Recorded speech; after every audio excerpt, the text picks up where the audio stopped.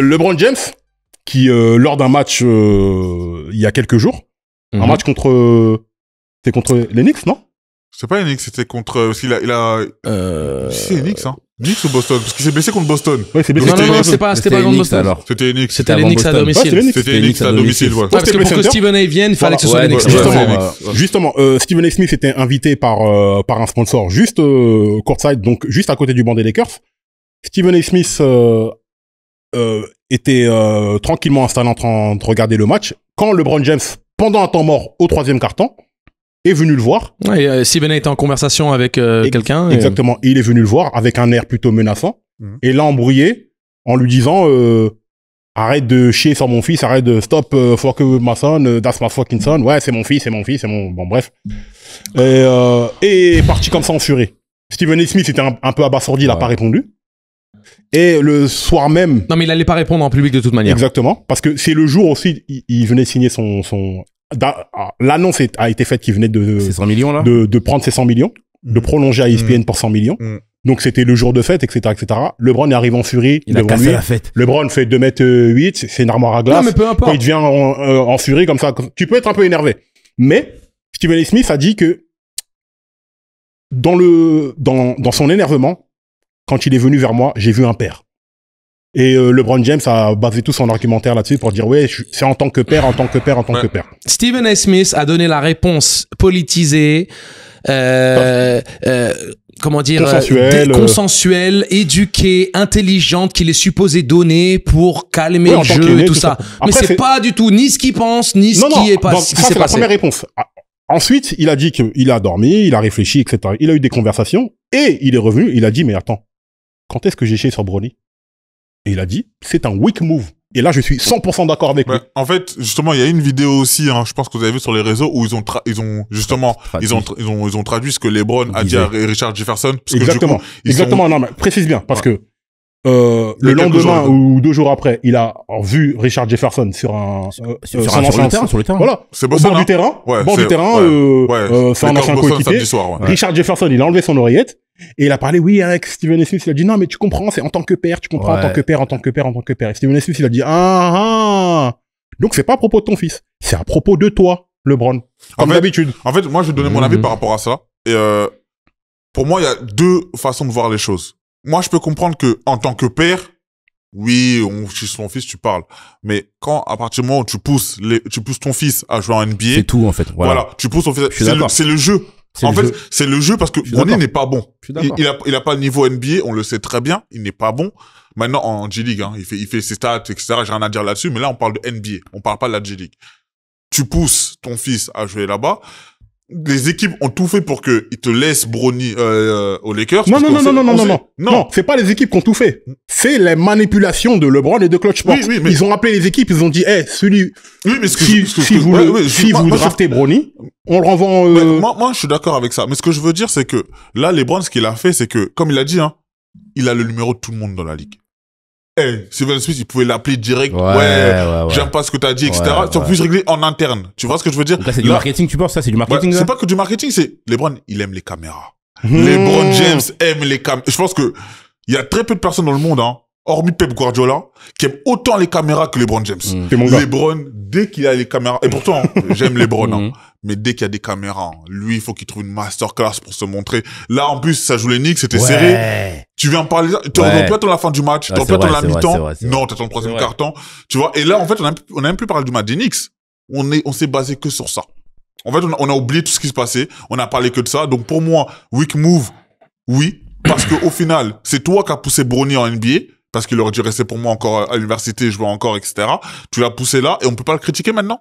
Moi, je te rejoins totalement parce que je pense que LeBron, en faisant venir son fils, en plus de cette manière, en NBA et aux Lakers, tu sais à quoi t'attendre, en fait. T'es le fils, t'es censé être le fils du GOAT. Voilà, après, ça, c'est encore un autre débat. C'est pas le GOAT. Voilà. On a un autre débat, fallait, hein. Voilà. Non, mais faut dire la vérité. En fait, en vrai, faut avoir le mental, faut être prêt. En fait, le pire de tout ça, c'est que ça aurait pu très bien se passer. Le truc, c'est quoi? C'est que, remettons le contexte. Bronny James, jouait l'année dernière je sais plus à UCLA. À USC, à Los Angeles. Ouais. Il jouait là-bas. Mais il a eu un problème cardiaque. Ouais. Il a eu un problème cardiaque et quand il est revenu, il mettait 4 points par match. Il avait une moyenne de 4 points par match. La Varball, hein, quand la Varball jouait à la fac, pareil. Oh, laisse mon gars l'avoir, en plus il a perdu une jambe et tout. Laisse mon gars l'avoir. Il faut au moins, justement, mais c'est important, c'est intéressant que tu parles de la Varball parce que on a vu des darons praise leur fils comme ça et dire que mon fils il est meilleur, mon fils il est bon, etc., etc. Sauf que les fils en question derrière, ils ont répondu présent. Le problème, c'est que les fils derrière ont répondu présent, mais les fils derrière ont été critiqués.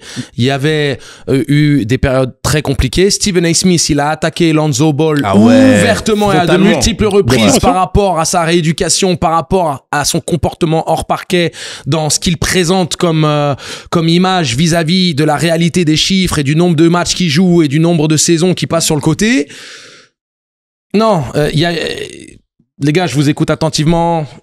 Je comprends les arguments. La finalité, c'est que c'est non seulement ridicule le comportement de LeBron, mais c'est profondément perturbant pour moi de voir la manipulation médiatique qu'il essaye de faire vis-à-vis d'une sorte d'harcèlement potentiel par rapport à son fils. Shut the hell up!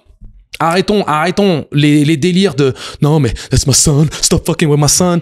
Honnêtement, c'est profondément décevant en ce qui me concerne, que ce soit moi en tant que père de famille, que ce soit moi en tant que basketteur professionnel, que ce soit moi maintenant en tant que personnalité dans les médias et consultant télé et consultant pour les matchs, coach de matchs, coach aussi. Mais quel CV hein. Non mais le truc c'est que moi je suis pas dans une histoire d'ego trip pour dire que mon opinion vaut mieux que les autres, mais j'essaye de me positionner de manière très globale. C'est-à-dire que tu regardes tout ce qui s'est passé. J'ai 40 ans. 84 baby. T'as même balancé les gens ici. 87, n'est-ce pas? 87, non, baby. Non.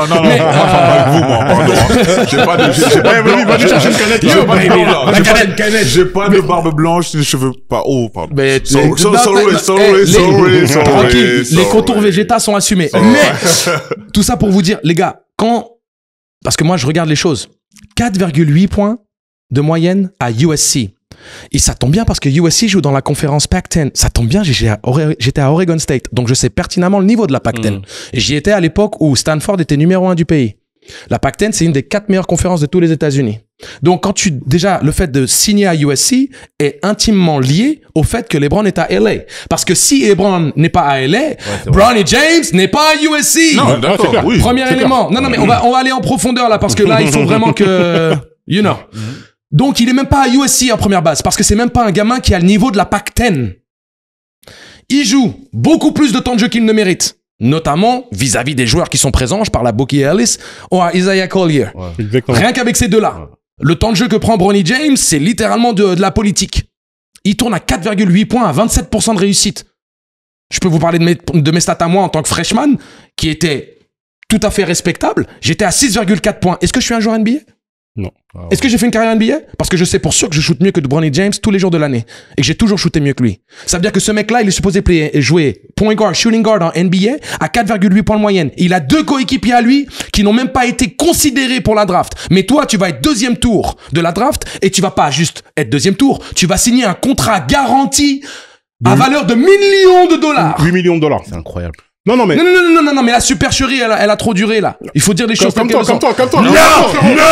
Il est fâché.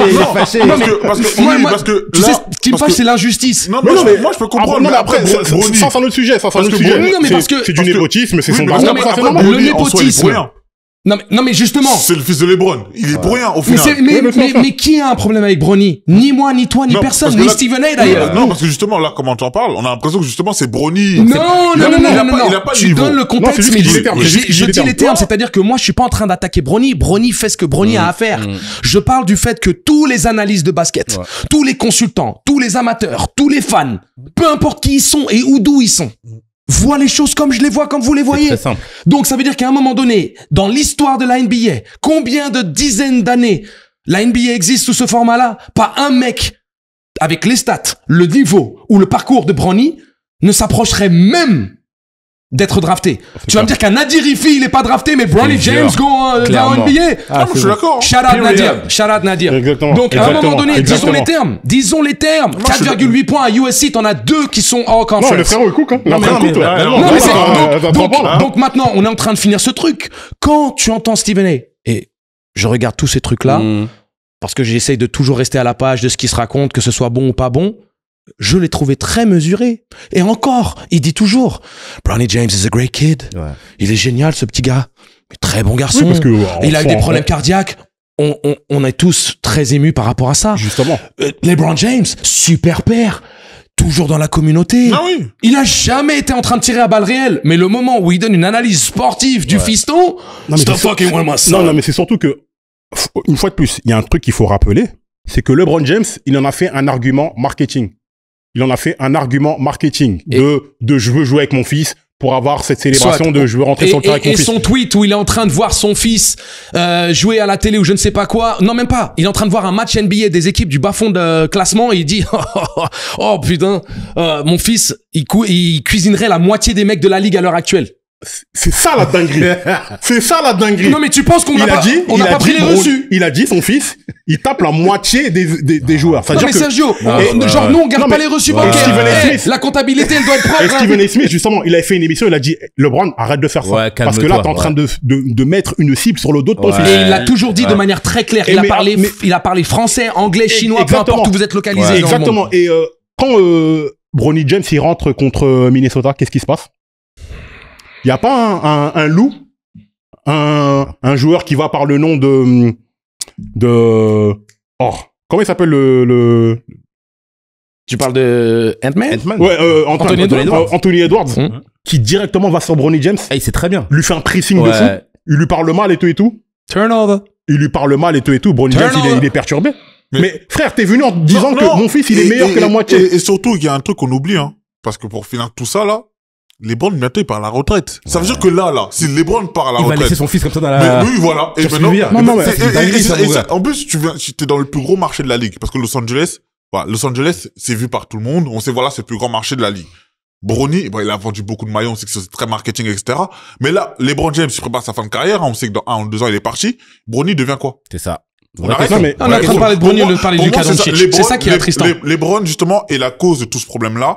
Et à force de vouloir trop mettre son fils en avant, justement, il a l'air de causer sa perte très rapidement. Mais c'est pas son fils qui a voulu le mettre en avant, c'est lui, encore une fois de plus. Une fois de plus, c'est le narratif de le premier fils qui joue avec son père, machin. Il avait dit carrément, peu importe où il joue, n'importe qui le draft, j'irai jouer là-bas, etc., etc. Temps mort. Temps mort, frère. J'en ai marre de LeBron.